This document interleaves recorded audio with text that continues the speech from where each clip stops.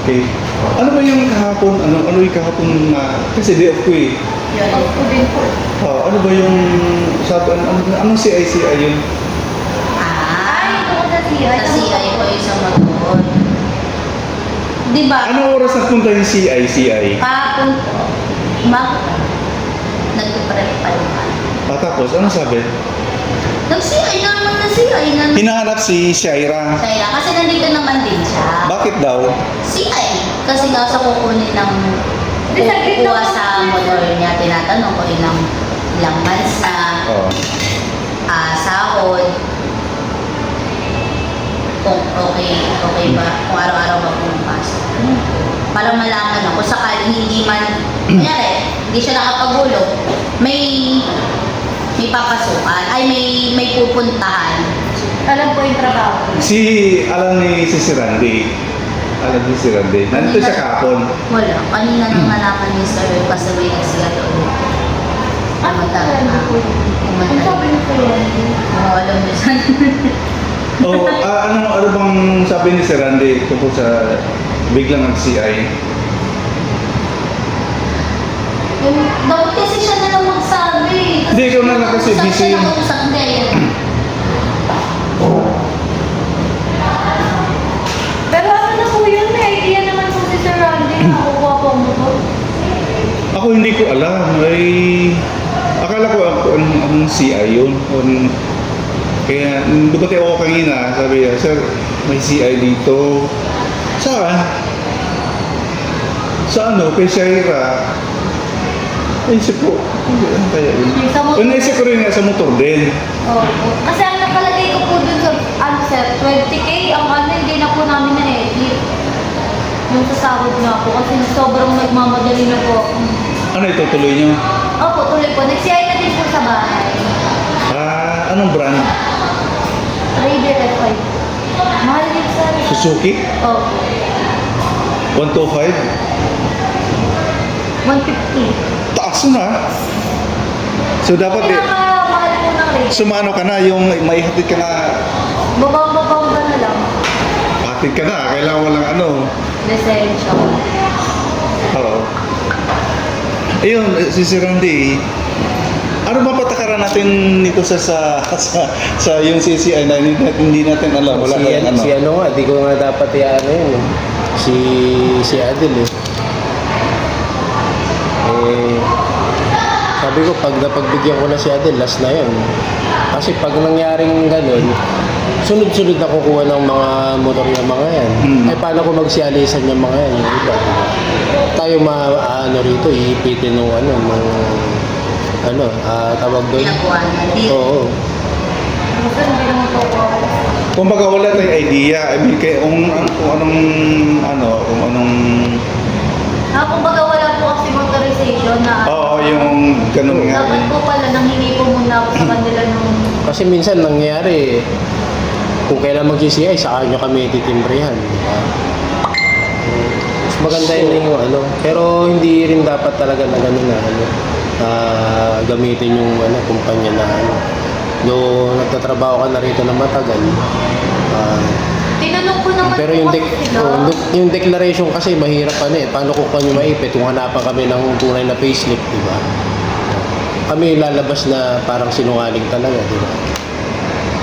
Anong gawin natin Kasi sa nagtaka yung nag-CI. Sabi, provincial rate kayo, bakit ang taas masyado ng sinasahod ng staff nyo? Dahil nakasulat lang dispatch time, pero yung sahod pumapatak ng 760 per day. parang dahil pang Maynila? Parang ano naman kasi yun, hindi malapit sa katotohanan. Ang ano nga, 650 sa Manila rin, tapos dito magkano? 760 sinabi mo. Sana nilapit mo lang dun sa 620, ganyan. Hindi ko po kasi nalilisin ko. So anong Hindi din po kasi sila marunong mag-edit sa So anong mangyari nito kay Shaira, sir, kung ikaw ang ano? Pero hindi pa alam ni ma'am. O alam na. Alam ni ma'am. Ano kung nakarating niya ni ma'am? Ganyan pala ginagawa nila. Siyempre, kami rin naman matadali nila. Ano kayang mangyari kay Sharon po, sir? Sir. Ano yan? Ano ba yung nandun sa code of conduct natin? Magpo-fall sa under yun sa code of conduct. Either suspension or termination.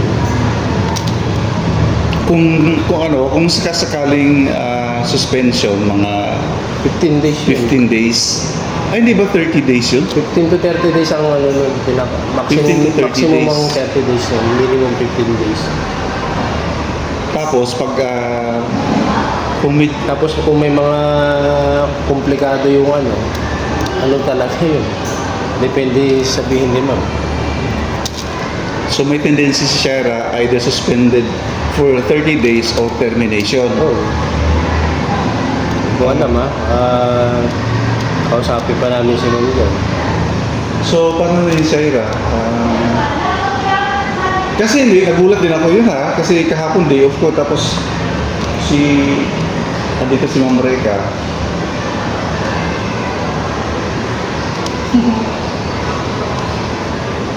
Sir, nakamaskara ako eh. Ano Shara? Dito? Oh, ano naman, namaskara ka? Iyak ka. Oh. Yan kasi napapala, di ba? Hindi, tanggapin na lang kung realidad kung anong nangyari. Kasi kung ako gusto man kitang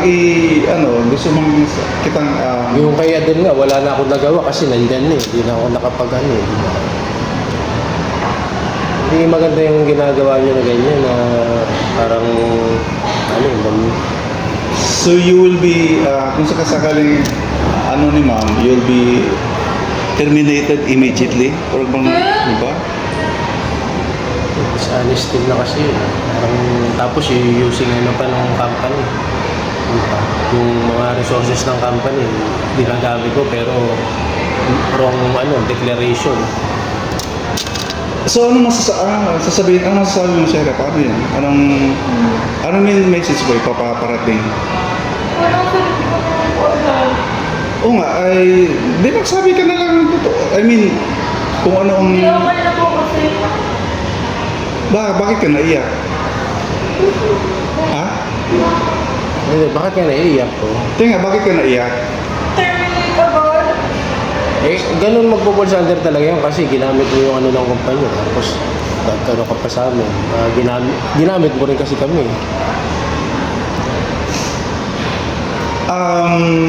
Gaano ka ba kasinsiro sa trabaho kasi sa company?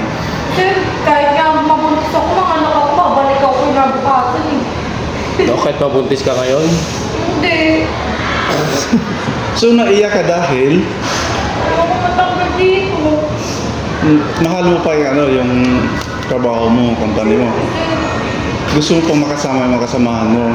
Siyempre sir, kahit may mga kupad dyan. paano Joke. pag nalaman mo na it's a prank lang to? It's a prank! It's a prank! Say,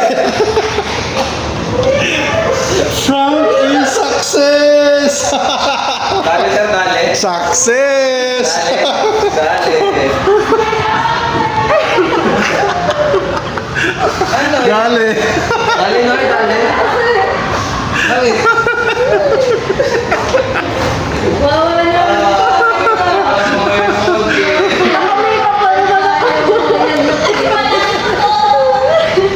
Kuyak na.